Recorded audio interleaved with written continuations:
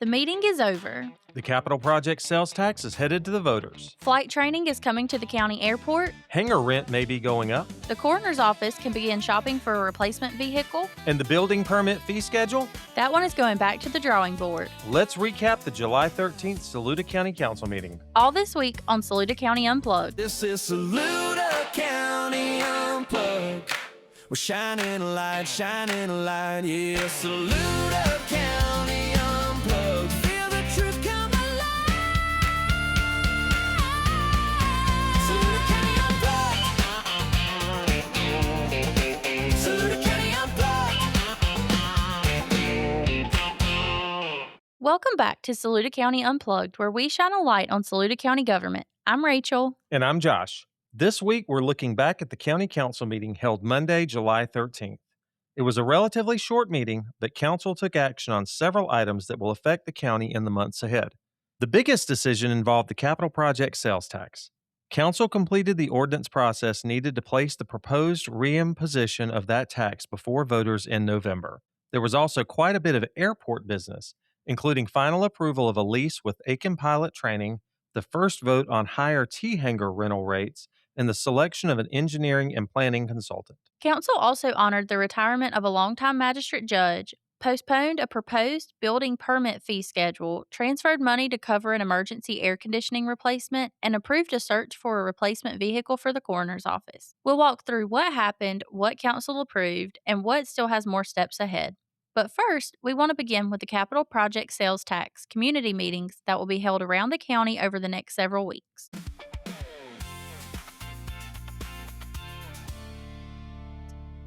As we mentioned last week, Saluda County will hold 7 community information meetings about the proposed capital project sales tax referendum. These meetings are informational only. No votes will take place, and no official action will be taken.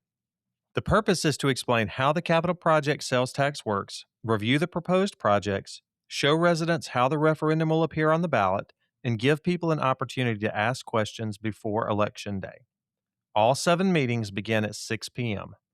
The schedule is Monday, August 17th at Old Town Fire Department, Tuesday, August 18th at Trinity Community Center, Tuesday, August 25th at Circle Fire Department, Monday, August 31st at Hollywood Fire Department, Tuesday, September 1st at Sardis Community Center, Tuesday, September 8th at Ridge Spring Fire Department, and Monday, September 21st in the Saluda County Council chambers. The September 21st meeting will also be live streamed. You only need to attend the meeting that is most convenient for you.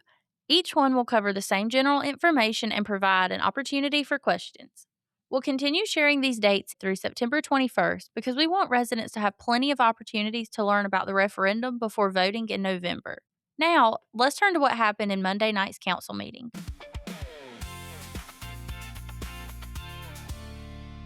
The meeting began with a little improvisation behind the scenes. A power outage shortly before the meeting disrupted the county's normal live stream equipment. Chairman Jim Moore announced that the meeting would instead be live streamed from my cell phone, so if you watched the meeting online, you may have noticed it looked a little different.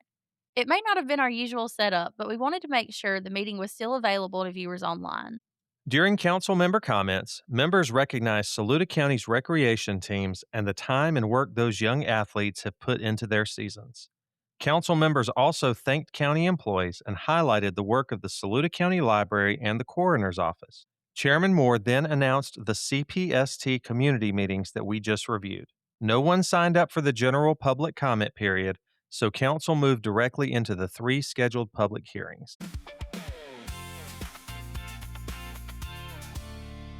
The first public hearing was on Ordinance 126, which would amend and restate the Saluda County Comprehensive Plan. As we explained in previous episodes, the Comprehensive Plan is the county's long-range planning document. It examines subjects such as land use, housing, transportation, infrastructure, economic development, natural resources, and community facilities. It is not the same thing as a zoning ordinance, and it does not immediately change how individual properties may be used. Instead, it provides a framework for future decisions. Nicole Robinson spoke during the public hearing on behalf of the Manufactured Housing Institute of South Carolina. Robinson thanked the county for the work that went into the plan and said the draft recognizes the need for housing variety, affordability, infrastructure planning, and responsible growth while still respecting Saluda County's rural character. She asked the county to add one clarification by specifically recognizing modern HUD code manufactured homes as part of its housing strategy. Robinson said that nearly 1 in 5 South Carolina families live in a manufactured home. She also said modern manufactured housing can provide safe, high quality home ownership at a lower cost than comparable site built construction. Her request was that manufactured homes be considered alongside other housing types as the county makes future decisions about zoning, land use, design standards, infrastructure, and development. We should also note that this portion of the meeting was a public hearing only, and council did not vote on the comprehensive plan during this meeting.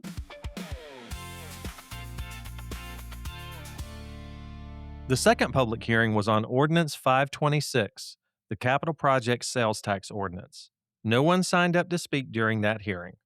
Later, under old business, council did consider third and final reading of the ordinance, which calls for a countywide referendum on whether to reimpose the 1% capital project sales tax. It establishes the projects that would be funded, the order in which those projects would receive funding, the maximum amount of money to be raised, and the wording that would appear on the November ballot.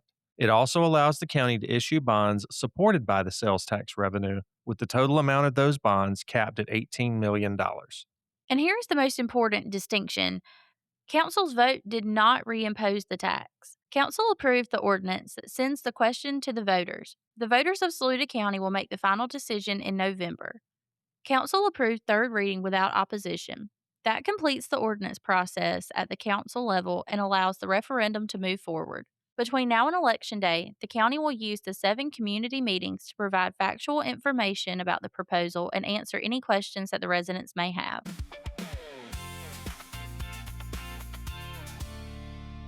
The third public hearing involved Ordinance 6-26, which authorizes Saluda County to enter into a lease agreement with Aiken Pilot Training. No one signed up to speak during the hearing. Council also considered third and final reading of this ordinance under old business. Airport Manager Jill Warren explained that the agreement will bring a flight training school to the Saluda County Airport. The instructor already has a student who lives in Saluda County and is ready to begin training now that the agreement has been approved. Jill said that other residents have asked about flight instruction over the years, but the airport previously had to refer them elsewhere. Under the agreement, the flight school will lease a T hangar and pay an additional amount for access to space in the airport building, including the conference room and restrooms. This gives local residents an option for flight training without having to travel to another airport, and it adds another aviation related service at the county facility. Council approved third reading without opposition, completing the ordinance process for the lease.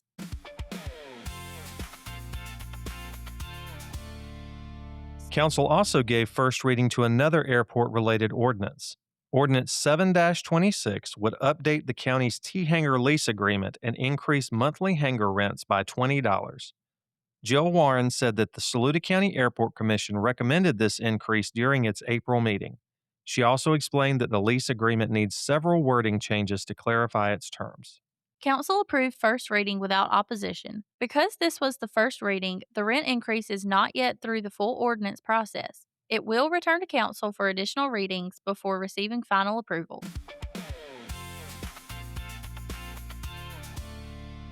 The airport came up once more under new business when council considered an award for engineering and planning services. Jill Warren, who did not sit down very much during the entire meeting as she was one of the few people that spoke, explained that the Federal Aviation Administration requires the county to request qualifications for these services every 5 years. This gives the airport an opportunity to review potential firms and determine which one is best qualified to assist with future planning and federally funded projects. The county has used Holt Consulting and Engineering during the previous 5-year period. Jill said that Holt is already overseeing projects that remain underway, and the Airport Commission recommended continuing with the firm after reviewing the qualifications that were submitted. She also noted that an engineering consultant is required when the airport accepts certain Federal Aviation Administration grants. Council approved the award to Holt Consulting and Engineering without opposition.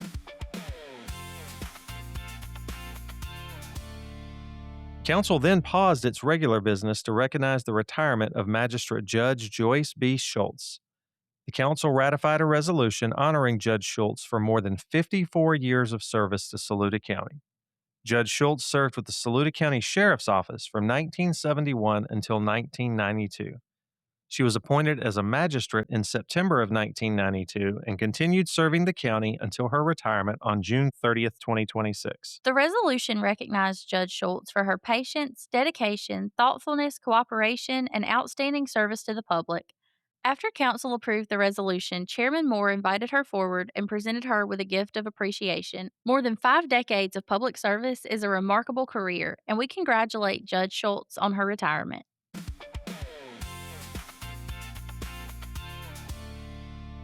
Next, council was scheduled to consider adopting a new building permit fee schedule. But when the item came up, Chairman Moore said he had questions about some of the proposed fees and wanted the appropriate staff member present to answer them. There was also a discussion about whether changes to the fee schedule should be adopted through an ordinance rather than by a single motion. Instead of moving forward without those answers, council voted to postpone the item until further notice.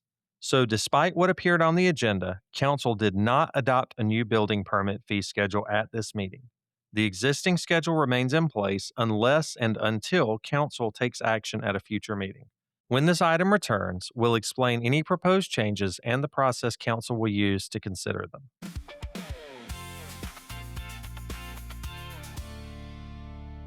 Council also approved a $6,200 transfer from the Public Repair Reserve account to the Building Maintenance account. The money covers the cost of replacing an air conditioning unit at the First Steps building. Chairman Moore explained that the unit had to be replaced immediately because of the summer heat. The expense had already been paid from the Building Maintenance account, so this transfer moves money from the reserve account to reimburse the account that covered the unexpected repair. The work had already been completed because the building could not reasonably wait for air conditioning during the middle of July. Council approved the transfer without opposition.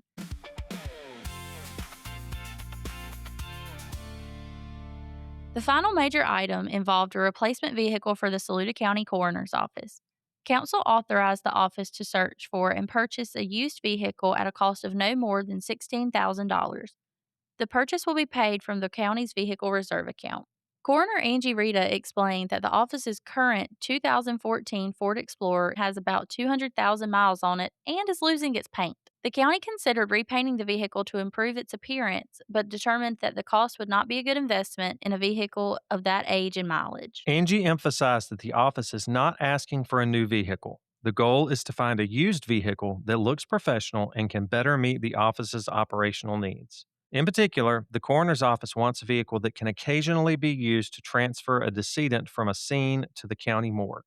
Angie said that need can arise because of severe weather, the location of a scene, or delays in the arrival of the county's transportation service. The vehicle could also be used to transport a decedent from the county morgue to an autopsy in Newberry when staff are able to handle that trip. Angie said that having this capability could help the office respond more quickly to the needs of decedents and their families. It could also reduce some outside transportation expenses over time. The office has been working with Saluda County EMS to obtain a stretcher that EMS has taken out of service. Reusing that equipment would allow the vehicle to be outfitted without an additional stretcher purchase. The initial plan is to carry one stretcher, although she said the office may eventually be able to equip the vehicle with two. Council approved the request without opposition, giving the coroner's office permission to begin searching for a suitable used vehicle within the $16,000 limit.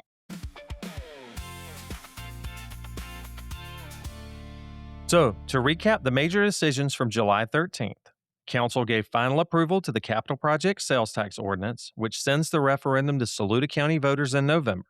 They approved the lease with Aiken Pilot Training, allowing flight instruction to begin at the Saluda County Airport. Council also gave first reading to a $20 monthly increase in T-Hangar rents and selected Holt Consulting and Engineering to continue providing airport engineering and planning services. Council honored the retirement of Magistrate Judge Joyce B. Schultz, postponed action on a new building permit fee schedule, transferred $6,200 to cover the emergency air conditioning replacement at the First Steps building, and authorized up to $16,000 for a used coroner's office vehicle. And remember that the first Capital Project Sales Tax Community Information Meeting will be held on Monday, August 17th at 6 p.m. at Old Town Fire Department.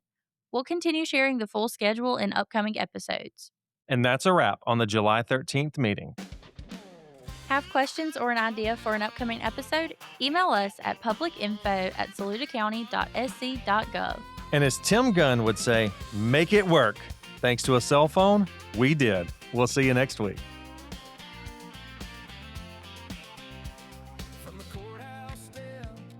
the country roads. We're talking about the plans that shape our home. This is Saluda County Unplugged.